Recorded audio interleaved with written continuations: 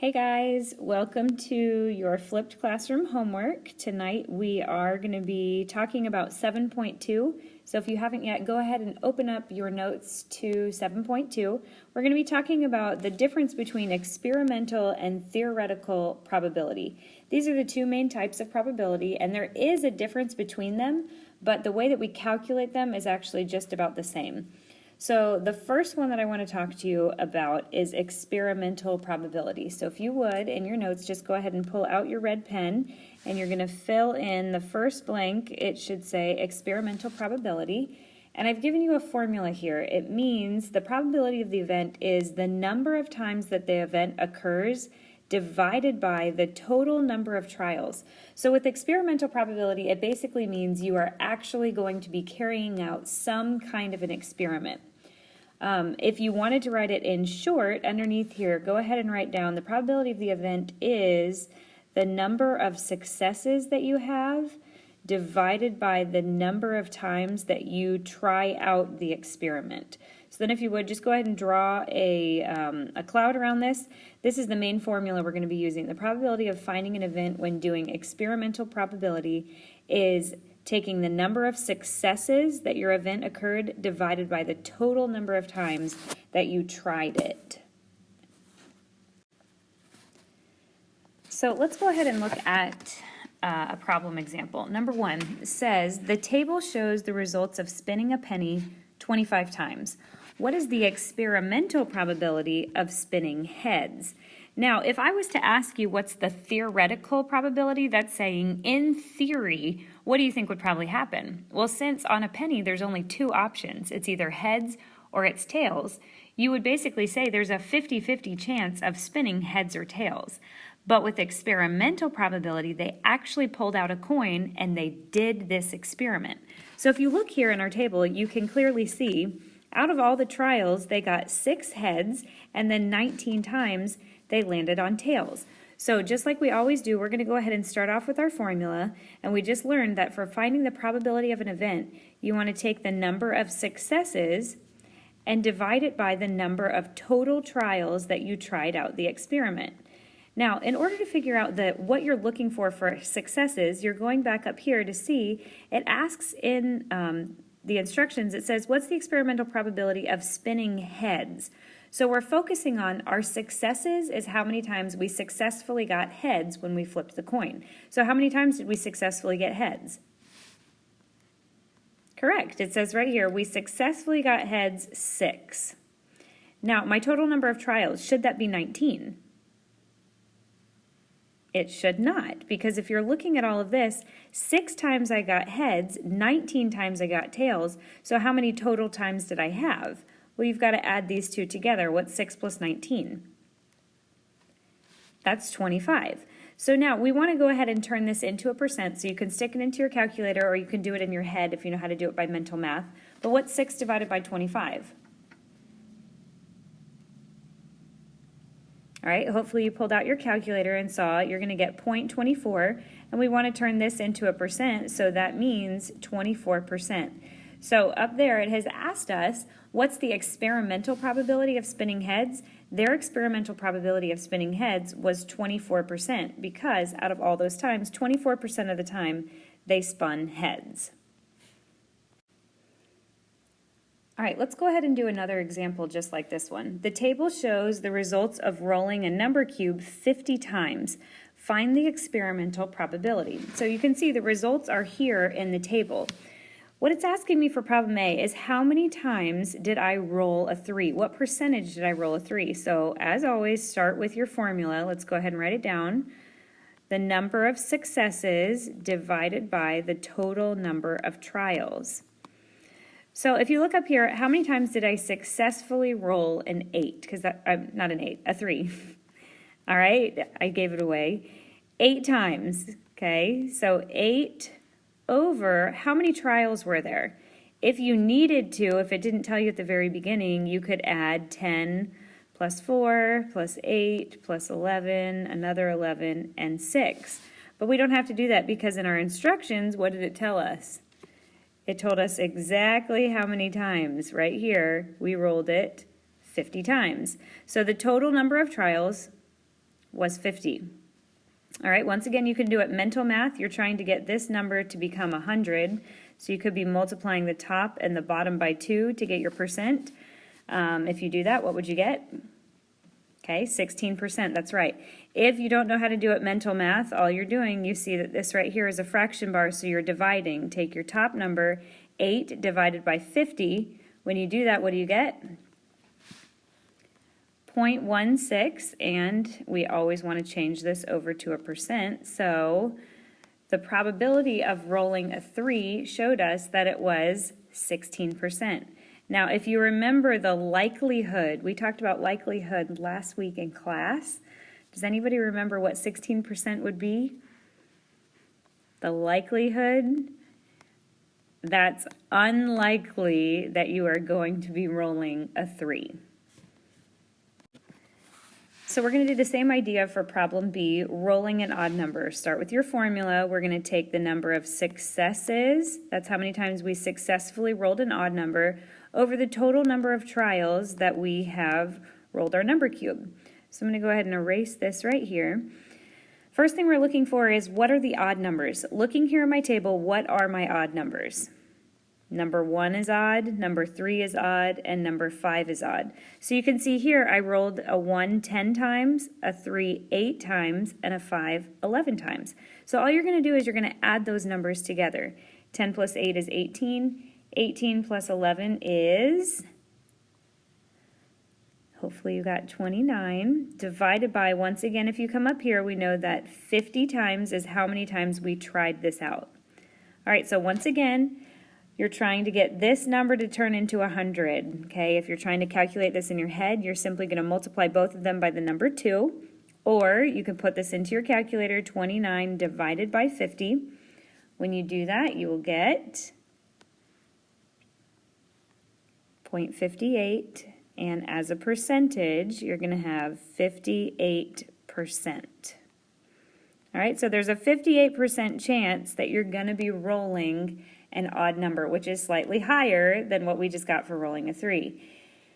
And then this is much more, if you were using the likelihood, this is much more likely to happen because it's greater than 50%.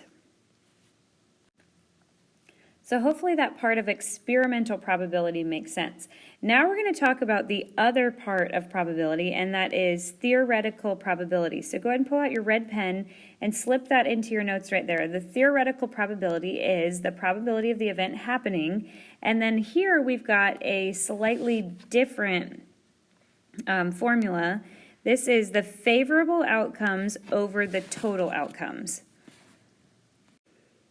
With the experimental probability, we were actually doing the experiments. But let's say that you wanted to figure out what the possibility or the probability of something happening is out of 1,000 tries. Now, it would be almost ridiculous for us to sit around and do something 1,000 times. So instead, we come up with this idea of theoretical probability, and we decide what in theory would probably happen. So let's do an experiment, or just look at one that would be theoretical probability. You randomly choose one of the letters shown here, over here on the side where it says explore. What is the theoretical probability? So in theory, what is the theoretical probability of, let's look at problem A, choosing a vowel. Now notice up here it does ask us to round it to the nearest 10th percent, so we'll be rounding it to there. But we're going to start off with our formula. So favorable over total. Favorable simply means what we're looking for. So as you can see right here, we are looking to find a vowel. So looking over here at all of my vowels, an E, O, and E are my vowels. So how many favorable vowels are there? There are 3. Over total. Total is how many there are over here total. So it looks like there are 7 total. So that's 3 over 7. Now, would this be an easy mental math? No, because I can't easily get my denominator down there to turn into a 100. So instead, just put that in your calculator, 3 divided by 7, and write down what you get.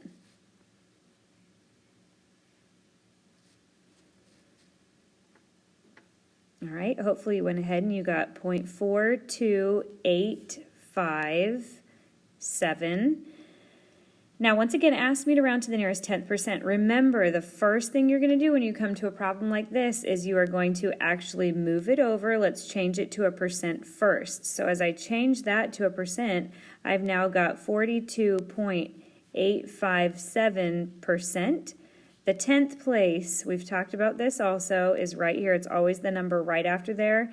Figure out how you round that. The 8 asks the 5, are you 5 or bigger? The 5 says yes. So when I'm rounding this, what's my answer going to be? 42.9%. There's a 42.9% chance, theoretically, that I am going to land or choose a vowel out of all of those letters shown. I want you to pause the video and go ahead and try doing problem B on your own and see if you get it correct without me talking you through it. Okay, as you do that, we'll start with favorable over total. So I'm looking for choosing an X. How many favorable are there that are X's? Well, there's just one of them. So I'm going to have, that's 1 over, still my total is 7. And as you put that into your calculator, it also comes out as kind of an uneven number. Remember, we want to go ahead and change that to a percent first, which would give us 14.285%. And same idea, you're rounding to the nearest tenths place. So this one, you've got to figure out what you should do. And obviously, once again, we're going to bump that up. So 14.3% probability of us choosing an X. Let's go ahead and move on to example 4. Here it says the bar graph shows the results of rolling a number cube 300 times. How does the experimental probability of rolling an odd number compare with the theoretical probability? So we're just going to kind of try to see, are we going to get the same number when we do it theoretically, like what should probably happen, and then what actually happens when they pulled out this experiment? So what we are looking for here is how many times they rolled an odd number. So let's just think about for theoretical probability. Let's start with our formula. We're going to try to find the number of favorable over the number or the total number. Favorable means how many out of the whole number cube are odd numbers. So if you think about it right here, there are 6 numbers on a number cube, 1, 2, 3, 4, 5, and 6. 1, 3, and 5 are our odd numbers. So favorable means there are 3 odd numbers over the total.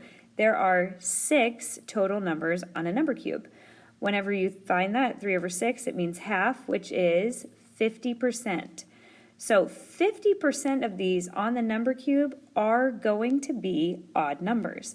Now you can see up here in this graph, they actually did the experiment and they rolled it 300 times. So our formula for experimental probability is the number of successes that they successfully got an odd number over the total number that they actually rolled. So we can come over here and see 1 is an odd number, 3 is an odd number, and 5 is an odd number. So if you add those together, 48 plus 50 plus 49, what do you get? You're going to get 147. Out of the total number of times, and as you can see up here it says they rolled the number cube 300 times. So the total number is 300. Go ahead and divide that. 147 divided by 300. When you get that, you get 0.49, which is 49%. So the question has asked up here, how does the experimental probability of rolling an odd number compare with the theoretical probability? Well, what you're going to write is the theoretical and experimental probabilities are almost the same. So take a second, go ahead, pause the video, and then fill in that answer. The theoretical and experimental probabilities are almost the same. Okay, for example 5, it says a bag contains 50 marbles. You randomly draw a marble from the bag, record its color down, and then replace it. The table shows the results after 30 draws. Predict the number of red marbles in the bag. So this is a little bit different. We're kind of taking it, the probability we were finding in the previous examples, and we're taking it one more step. So here you can see where it says predict. This means the probability times total number of items. So if you would, just go ahead and take your red pen, and I want you guys to just draw a little cloud around this, because this is the extra step that we're doing today. We are actually predicting something, okay? So we're going to start off with the same formula that we had used before whenever we were doing experimental probability, because an experiment has happened here.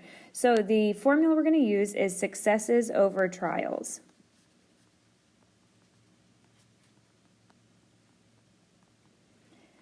And what it's talking to us about here is how many times did we successfully pull out specifically the red color. So we're going to use this information right here. The successes was 9 times. 9 times they pulled it out.